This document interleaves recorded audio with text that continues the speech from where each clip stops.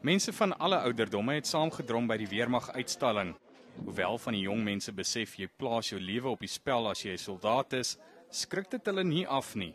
Dying for my country is better than getting randomly shot. When you join the army, you need to be ready to sacrifice your own self to protect other people. Weermagpersoneel was byderhand om mense in te lig oor wat dit als behels.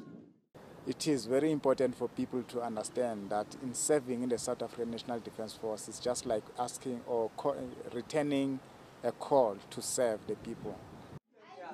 Maar die dood van 13 soldate in die Sentraal-Afrikaanse Republiek en 5 ander toe 'n helikopter in die Kruger Wildtuin neergestort het die beeld van die weermag geskaad. Our military generally got a knock. They took a knock because of these incidents that we are discussing now. They will have to rebuild their public image. It's quite important. Tog bly talle besoekers by die Randse skou positief oor die weermag en word hulle daar aangemoedig om die uitdaging te aanvaar.